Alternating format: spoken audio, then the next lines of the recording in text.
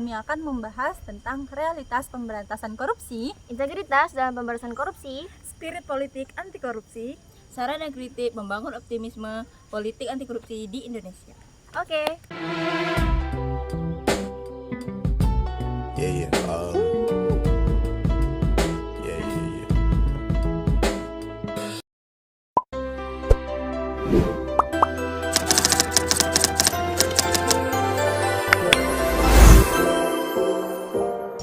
Realitas pemberantasan korupsi di Indonesia sebenarnya sangat beragam, mulai dari tantangannya sistematik, kesenjangan antara teori dan praktik, hingga peran media dan publik.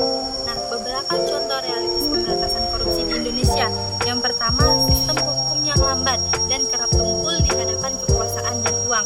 Yang kedua, penegakan hukum yang masih diskriminatif, di mana orang-orang kecil dihukum sedangkan orang-orang besar dilindungi. Yang ketiga, minimnya perlindungan bagi pelapor korupsi, sehingga banyak orang takut untuk melaporkan praktik korupsi itu sendiri. Dan yang keempat yaitu minimnya pendidikan anti korupsi yang ada di Indonesia saat ini. upaya pemberantasan korupsi. Nah, integritas merupakan nilai dasar yang menjadi fondasi utama dalam upaya pemberantasan korupsi. Salah satu contoh nyata peran integritas yaitu adalah ketika aparat penegak hukum seperti KPK atau kepolisian dan hulu atau tidak mementingkan kepentingan pribadi. Nah, dapat disimpulkan bahwa dalam konteks pemberantasan korupsi tetapi juga konsisten dalam menjalankan prinsip-prinsip kebenaran, akuntabilitas, transparansi dalam setiap kegiatan. Nah, perlu ditekankan bahwa jika tidak adanya integritas, upaya pemberantasan korupsi hanya akan menjadi lip service, yaitu terdengar kuat di permukaan tetapi rapuh di fondasinya. Maka dari itu, membangun dan mempertahankan integritas adalah langkah utama.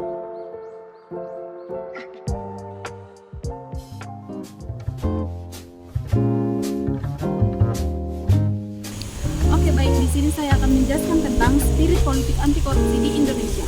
Membangun optimisme politik anti korupsi di Indonesia memerlukan sangatlah kolektif dari berbagai elemen masyarakat termasuk pemerintah, lembaga penegak hukum, aktivisi, akademis, dan masyarakat sipil.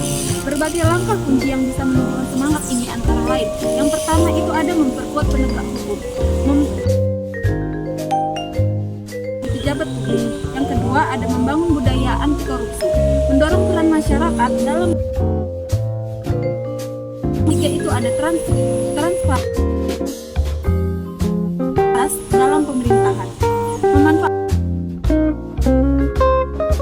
dalam penggadaian barang dan jasa pemerintah. Ada peran media dan aktivisi anti korupsi, kampanye publik yang kreatif.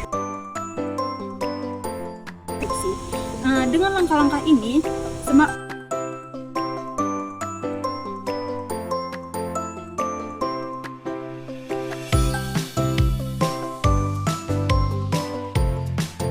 Saran-saran untuk pemerintah agar bisa membangun generasi optimisme anti korupsi. Pertama, ada saran penguatan institusi anti korupsi, terus ada reformasi sistem peradilan, ketiga ada pendidikan dan budaya anti korupsi, terus ada transparansi anggaran dan digitalis layanan publik, peran media dan masyarakat sipil, political will pemerintah, terus ada kritik, revisi undang KPK di mana pelaku korupsi harus ditindak lanjuti secara tegas, terus ada penindakan korupsi terkesan lebih ringan, terus banyak koruptor mendapat hukuman ringan, mafia peradilan masih kuat, dan data anggaran sering tidak akurat atau sulit diakses, kurangnya transparansi pemerintah kepada masyarakat.